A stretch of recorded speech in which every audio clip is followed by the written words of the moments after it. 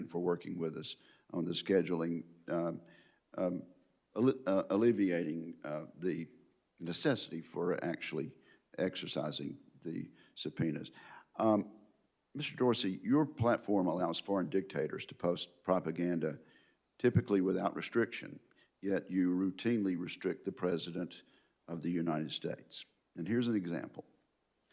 In March, a spokesman for the Chinese Communist Party falsely accused the U.S. military of causing the coronavirus epidemic. He tweeted, quote, "CDC was caught on the spot. When did patient zero begin in the U.S.? How many people are infected?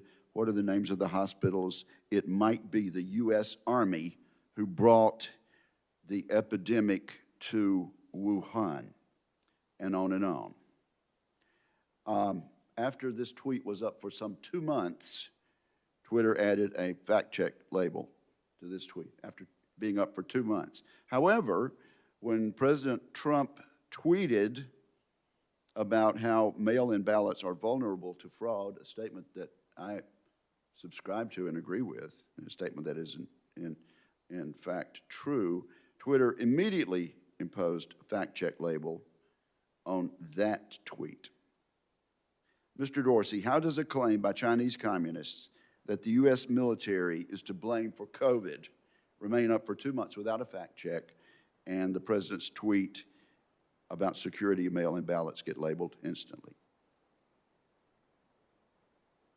Well, first and foremost, as you mentioned, we did label that tweet. As we think about enforcement, we consider severity of potential offline harm, and we act as quickly as we can. We have taken action against tweets from world leaders all around the world, including the President. And we did take action on that tweet because we saw it. We saw the confusion it might encourage, and we labeled it accordingly. And the goal with our labeling— You're speaking of the President's tweet?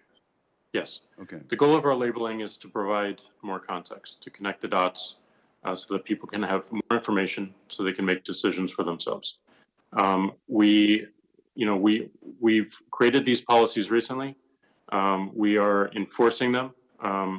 There are certainly things that we can do much faster, but generally we believe that the policy was enforced in a timely manner and in the right regard.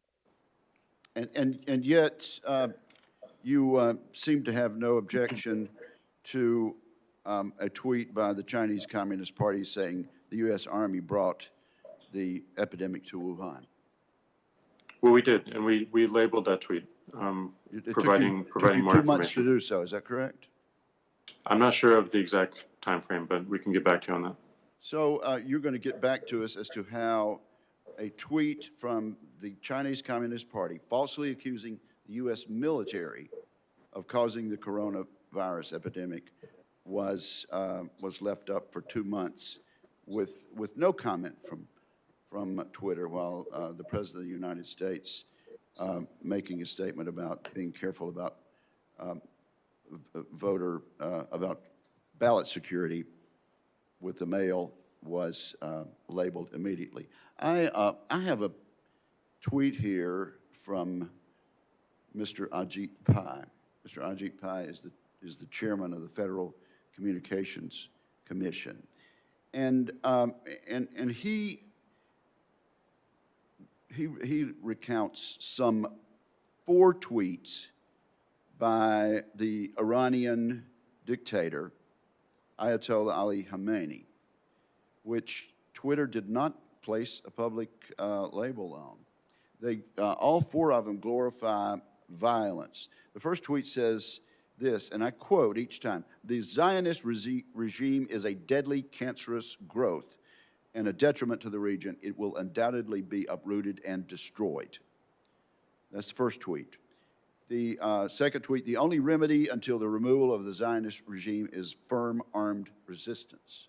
Again, left up without comment by Twitter. The third: "The struggle to free Palestine is jihad in the way of God. I quote that in part for the sake of time.